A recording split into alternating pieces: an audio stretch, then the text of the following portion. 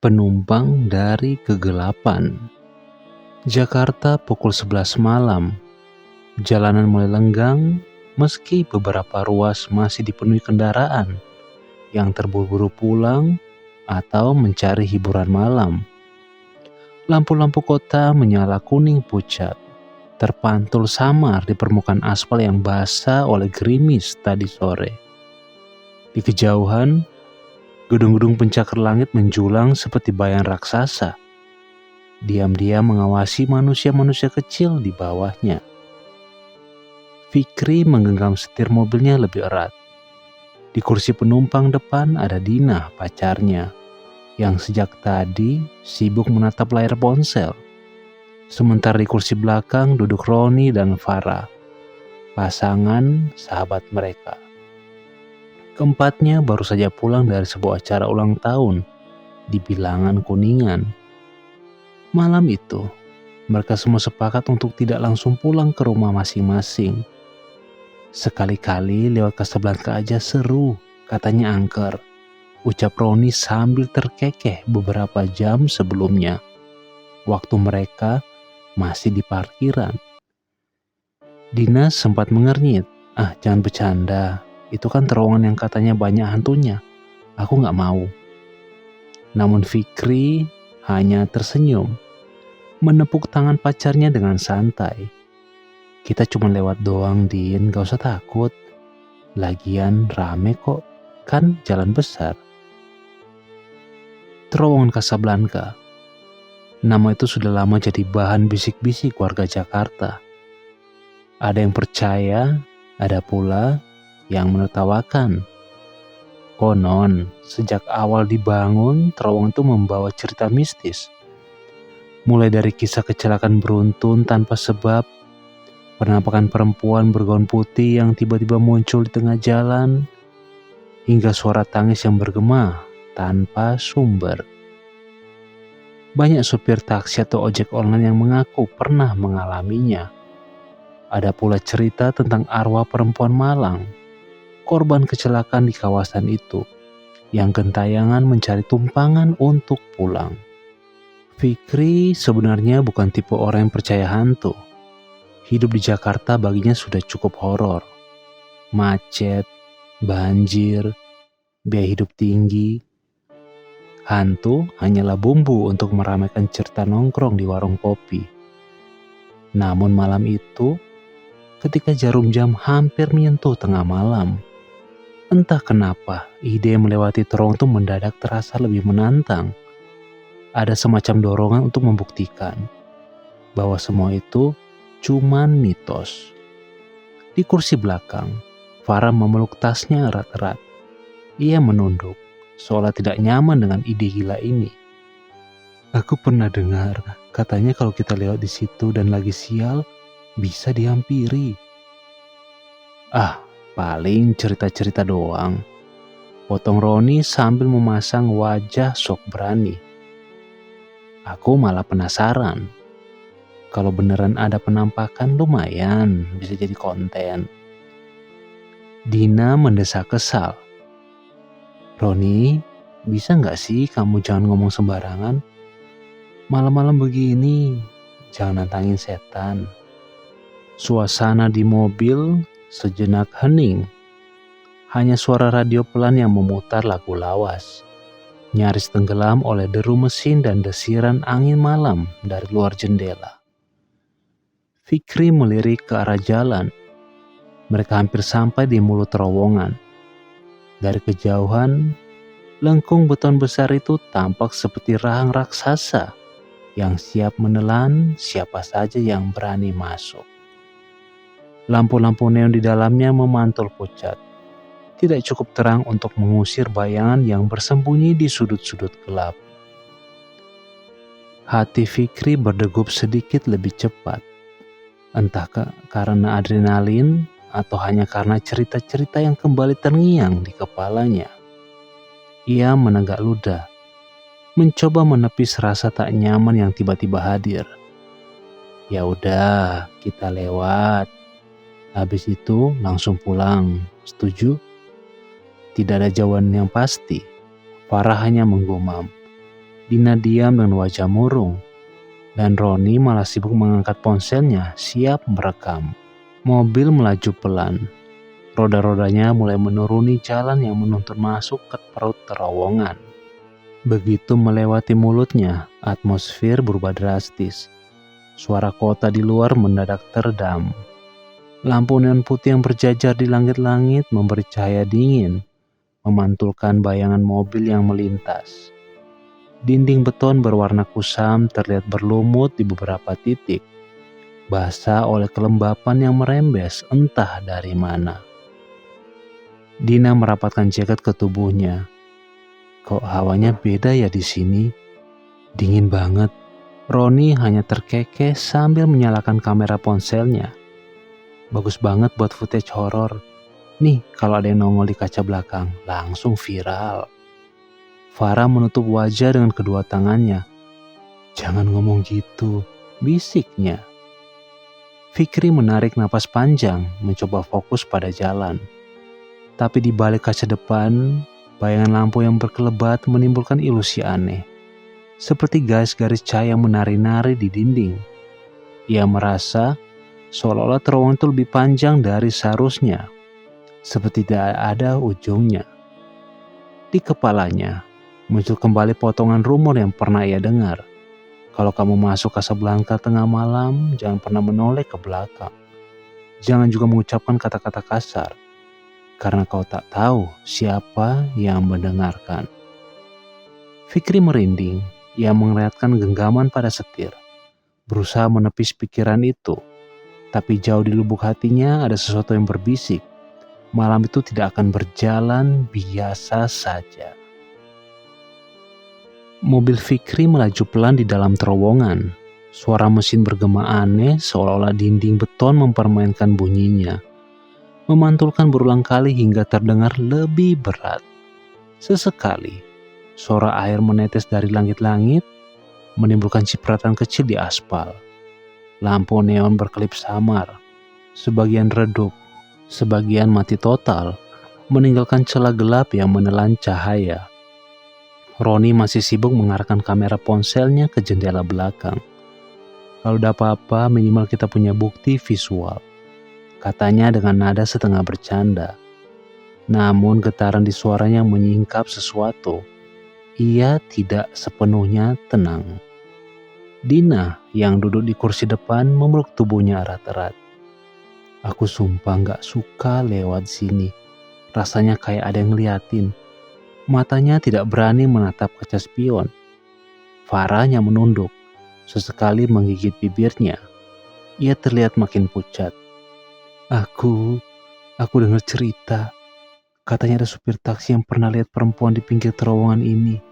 Pas berhenti, perempuan itu naik duduk di belakang. Tapi waktu supir itu nengok lewat spion, kursi belakang kosong. Suaranya terdiam. Besoknya, supir itu sakit keras, gak bisa bangun lagi. Udahlah Far, sela Fikri. Ia mencoba terdengar santai, meski keringat dingin sudah mulai muncul di pelipisnya. Itu kan cuma cerita. Namun entah kebetulan atau tidak, begitu kata-kata itu diucapkan, lampu di atas mereka mendadak padam beberapa detik, membuat terowongan gelap gulita. Hanya lampu depan mobil yang menerangi jalan di depan. Dina menjerit kecil, spontan meraih lengan Fikri. Tenang, cuma lampu mati, kata Fikri meski jantungnya berdetak kencang. Lampu-lampu kemudian menyala lagi. Tapi ada sesuatu yang berubah. Di kaca spion sekilas Fikri merasa melihat bayangan samar. Seperti sosok berambut panjang berdiri di pinggir jalan. Gaunnya berwarna putih kotor, wajahnya tak jelas. Ia langsung mengalihkan pandangan, pura-pura tak melihat. Tapi Farah menangkap hal yang sama. Ia terisak. Kalian lihat enggak? Ada orang di sana. Mana? Roni buru-buru menyorotkan kamera ponselnya ke arah belakang. Di layar hanya terlihat dinding beton yang kusam. Tidak ada apa-apa. Gak ada Far, lu ke bawah sugesti aja. Beneran tadi aku lihat. Farah menekankan kata-katanya. Suaranya nyaris pecah. Fikri menelan ludah. Aku juga lihat batinnya, tapi ia memilih bungkam. Kalau ia mengaku, kepanikan bakal pecah. Mobil terus melaju. Suasana semakin menekan. Suara ban yang melibas aspal terasa nyaring, menambah ketegangan. Dina mencoba mengalihkan perhatian dengan menyalakan radio. Tapi gelombangnya penuh gangguan. Hanya suara statis bercampur desis aneh, seperti bisikan. Matikan Din, kata Fikri cepat. Ganggu. Dina memutar tombol, radio pun hening. Namun keheningan justru lebih buruk. Karena di tengah keheningan itu samar-samar terdengar sesuatu. Seperti suara langkah kaki, tapi mustahil. Karena mereka berada di dalam mobil yang melaju. Farah merapatkan tubuh ke Roni. Aku dengar sesuatu, bisiknya. Apaan lagi sih? Roni mencoba tertawa, tapi tawanya kering. Suara itu makin jelas. Seperti tumit sepatu mengentak pelan di lantai terowongan. Seirama dengan kecepatan mobil. Seakan-akan ada yang mengikuti mereka dari belakang. Berjalan tanpa terburu-buru. Fikri menambah kecepatan. Jarum speedometer naik, tapi suara itu tetap terdengar. Seakan tidak terpengaruh. Dina menoleh ke kaca spion tengah. Seketika ia menjerit keras. Membuat semua orang terlonjak. Astaga, ada orang di belakang kita. Dia jalan, tapi kok bisa ngikutin secepat ini? Roni refleks mengarahkan kamera ke kaca belakang. Di layar, samar terlihat. Sebuah sosok putih, berambut panjang, wajah tertutupi, berjalan di tengah jalan. Tangannya terkulai, kepalanya sedikit miring. Jaraknya terlalu dekat, padahal mobil melaju kencang. Anjir, Roni memakai sopan, tangannya bergemetar. Fikri menginjak pedal gas lebih dalam, mobil melesat, mesin meraung. Pegangan semua. Namun tidak peduli seberapa cepat mereka melaju. Sosok itu tetap ada di belakang. Kadang terlihat jelas, kadang lenyap lalu muncul lagi di sisi lain. Seolah-olah menempel pada bayangan mereka. Dina menangis, air matanya jatuh. Aku sudah bilang jangan lewat sini. Farah hanya bisa menutup mata dan komat kamit membaca doa, meski lidahnya keluh. Fikri berusaha fokus. Jangan panik, jangan lihat ke belakang. Tapi semakin ia menahan diri, semakin kuat rasa ingin tahu menghantam. Ada dorongan untuk menoleh, memastikan apa yang sebenarnya mengikuti mereka. Sampai akhirnya terdengar suara ketukan, pelan berulang-ulang dari arah jendela belakang. Semua orang terdiam, hening mencekam. Hanya suara ban dan mesin yang masih terdengar. Tapi ketukan itu nyata. Ritmenya teratur, seolah ada yang mengetuk kaca mobil dari luar. Dina menjerit lagi, menutupi telinga. Jangan buka kaca, jangan lihat, jangan. Roni gemetar hebat, ponselnya nyaris terlepas dari genggaman. Farah memeluk dirinya sendiri, tubuhnya bergetar. Fikri menggertakkan gigi, ia menambah kecepatan, berharap segera keluar dari terowongan. Namun semakin jauh ia melaju, terowongan itu terasa semakin panjang. Ujungnya tak kunjung terlihat. Di dalam kepalanya, sebuah bisikan samar terdengar. Entah dari mana datangnya. Jangan lari, aku hanya ingin ikut pulang. Keringat dingin bercucuran di pelipis Fikri. Tangannya bergetar di setir. Malam itu, ia akhirnya percaya. Rumor tentang terowongan Casablanca bukan sekedar cerita. Detik-detik dalam mobil itu seakan melambat. Fikri menatap jalan lurus yang terasa tak berujung. Sementara di kaca spion, bayangan putih itu semakin jelas. Rambut panjangnya menutupi wajah. Gaunnya compang-camping seakan basah. Dan langkahnya tidak menyentuh tanah. Sosok itu melayang, mengikuti dengan tenang, seakan jarak dan kecepatan bukan masalah. Vi, Kalau kita nggak keluar sekarang, aku nggak tahu bakal apa. Dina terseduh, suaranya pecah. Fikri tidak menjawab. Ia menekan pedal gas sampai habis. Jarum speedometernya menanjak. Mesin meraung keras. Tapi ujung terowongan masih tak terlihat. Seolah-olah mereka terperangkap dalam lingkaran tanpa akhir. Lalu tiba-tiba, ketukan kembali terdengar. Kali ini bukan dari belakang, melainkan dari jendela samping Dina. Dina menoleh tanpa sengaja, dan jeritanya memekakan telinga. Sosok perempuan itu kini berada tepat di luar jendela, sejajar dengan mobil yang melaju hampir 100 km per jam. Rambutnya berkibar liar, wajahnya perlahan terangkat, memperlihatkan kulit pucat keabu-abuan. Mata hitam kosong yang meneteskan darah pekat, dan mulut robek yang menyeringai lebar. "Ya Tuhan, ya Tuhan!" Dina berteriak. Wajahnya menutup dengan kedua tangan. Roni meski ketakutan masih merekam dengan ponselnya. Tapi saat layar menyorot sosok itu, gambarnya mendadak bergetar, buram, lalu gelap total, seakan kamera mati. "Sial, apa-apaan ini?" Farah menangis terseduh-seduh, tubuhnya gemetar hebat. Ia memeluk lutut, menyembunyikan wajah. Sementara mulutnya komat kamit membaca doa.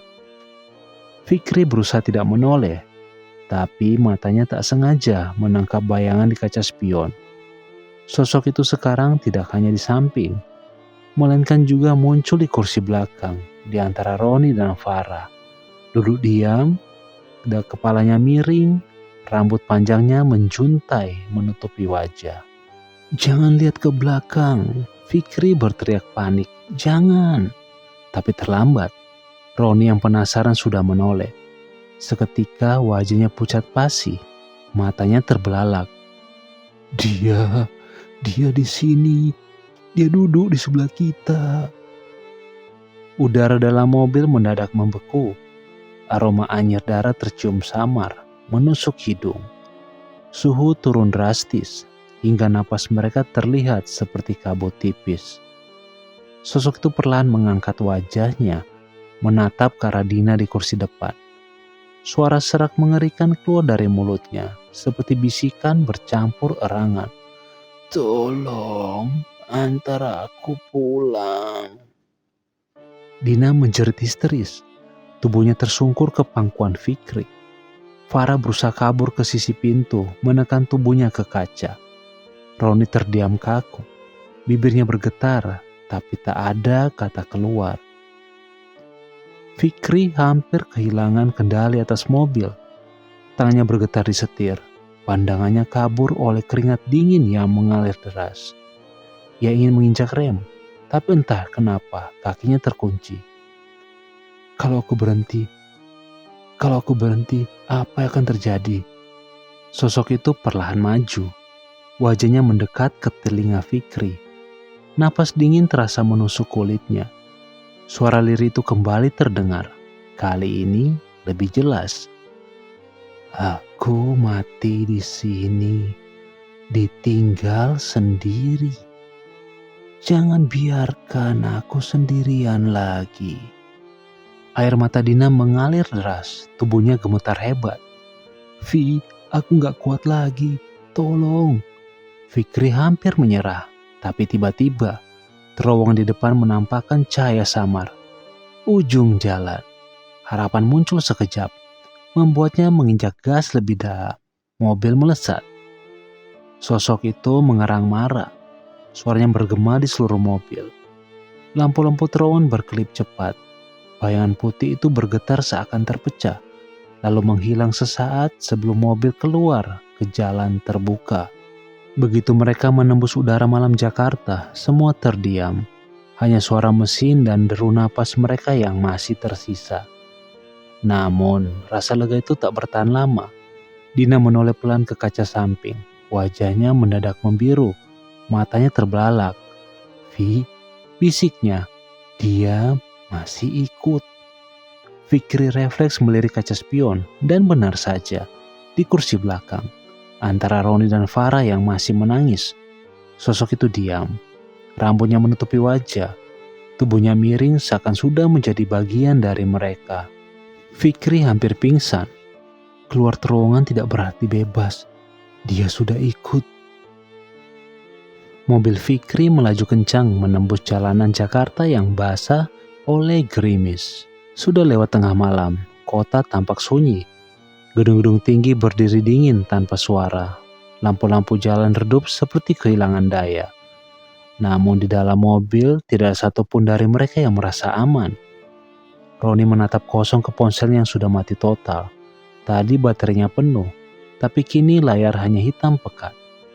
Farah masih terisak, matanya bengkak, tubuhnya gemetar tak henti-henti. Dina duduk kaku, tangannya menggenggam lengan Fikri dengan begitu erat, sampai kukunya meninggalkan bekas. Dan di kursi belakang, di antara Roni dan Farah, sosok itu masih duduk diam, rambut panjangnya menjuntai menutupi wajah. Gaun putih lusuhnya berlumuran noda gelap yang tidak mereka ingin tahu asalnya. Setiap kali mobil melambat, terasa hawa dingin semakin pekat. Seakan sosok itu menempel lebih dekat. Fikri ingin berteriak, ingin menghentikan mobil dan kabur begitu saja. Tapi kakinya tak bisa bergerak. Bagaimana jika mereka benar-benar keluar? Bagaimana kalau sosok itu mengikuti sampai rumah? Suara lirih kembali terdengar. Begitu pelan, namun jelas. Seakan keluar dari dalam kepala mereka. Aku hanya ingin pulang. Dina menangis. Pulang kemana? Teriaknya. Kami gak tahu rumahmu. Pergi dari sini. Sosok itu tidak bergerak, hanya bergoyang pelan, seperti boneka tua yang dibiarkan di kursi. Mobil terus melaju hingga akhirnya mereka tiba di kawasan Tebet. Fikri membanting setir, menepi di sebuah minimarket 24 jam yang terang benderang. Begitu mobil berhenti, mereka semua panik dan membuka pintu dan berhamburan keluar. Napas mereka terengah-engah, tubuh berkeringat dingin. Seorang satpam yang berjaga di depan minimarket menatap heran. Kenapa mas? Kalian kenapa? Tidak ada yang sanggup menjawab. Mereka hanya berdiri terpaku memandang mobil yang masih menyala. Kursi belakang tampak kosong, seakan tidak pernah ada siapapun di sana. Namun ketika Fikri memberanikan diri mendekat untuk mematikan mesin, ia melihat sesuatu di kaca jendela belakang. Bayangan samar, wajah pucat dengan mata kosong, menatapnya dari dalam. Begitu ia berkedip, bayangan itu menghilang. Malam itu, mereka tidak melanjutkan perjalanan. Keempatnya menunggu hingga fajar di minimarket. Tidak berani kembali menyentuh mobil. Saat pagi tiba, barulah mereka pulang masing-masing dengan taksi. Mobil Fikri tinggalkan di parkiran, seolah-olah menjadi benda terkutuk yang menyimpan rahasia. Hari-hari setelah kejadian itu, hidup mereka tidak lagi sama. Dina sering terbangun tengah malam karena mendengar ketukan di jendela kamarnya. Farah jatuh sakit, tubuhnya lemah. Dokter pun tidak menemukan penyebab jelas. Roni mencoba menggugah video rekamannya, tapi setiap file yang ia buka selalu rusak, hanya menyisakan suara bisikan samar. Dan Fikri, ia mulai takut pada kaca spion. Setiap kali menyetir, ia menutupi spion tengah dengan kain, tidak berani menatap. Karena di sudut matanya, kadang ia merasa ada yang duduk di kursi belakang. Rambut panjang, gaun putih lusuh, mata kosong, penuh dendam.